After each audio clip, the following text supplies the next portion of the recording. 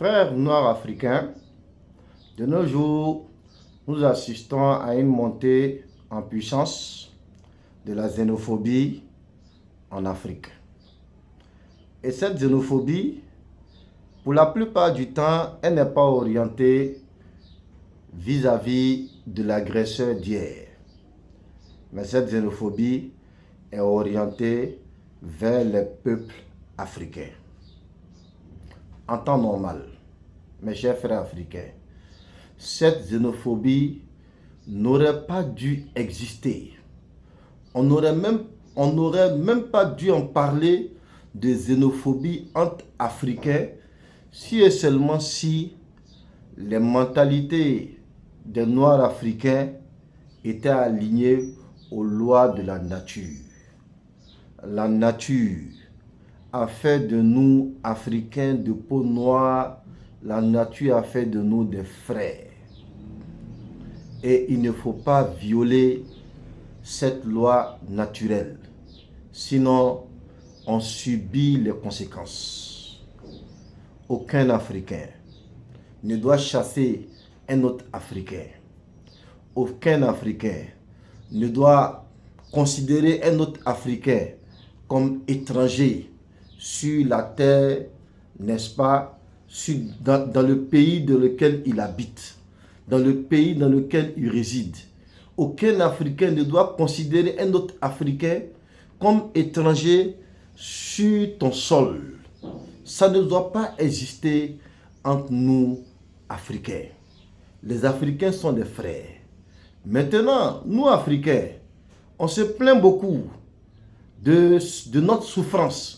Mais si nous, entre Africains, on doit se comporter entre nous avec une telle brutalité, avec une telle haine, mais est-ce qu'on doit s'étonner que les autres nous appliquent la même brutalité? Est-ce que nous, Africains, sommes bien placés dans le contexte où nous-mêmes se rejetons entre nous de faire la morale, n'est-ce pas, aux autres peuples qu'ils nous ont colonisés, qui doivent s'excuser pour la colonisation, qui doivent s'excuser pour la brutalité qu'ils ont exercée vis-à-vis de nous, pendant que, à notre époque, au XXIe siècle, nous-mêmes Africains, ils ont de brutalité extrême pour rejeter d'autres frères africains au nom du simple fait que nous ne sommes pas du même pays. Mes chers frères, cette situation de xénophobie montante en Afrique est la conséquence directe de l'organisation des pays de l'Afrique en pays. C'est une conséquence directe. Parce qu'un Sud-Africain dit non, lui c'est un Congolais. Un Congolais dit non, lui c'est un Ghanéen. Un Ghanéen dit non, lui c'est un Nigérian. Un Nigérian dit non, lui c'est autre nationalité.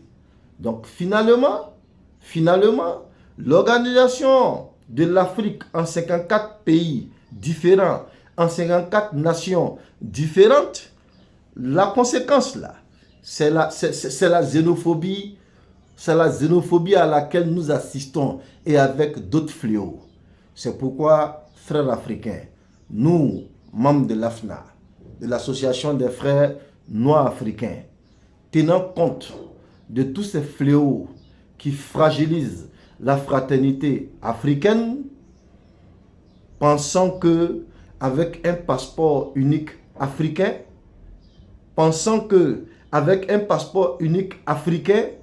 elle va pouvoir freiner, n'est-ce pas? Elle va pouvoir freiner à court terme la montée de la xénophobie entre Africains et à long terme la faire complètement disparaître.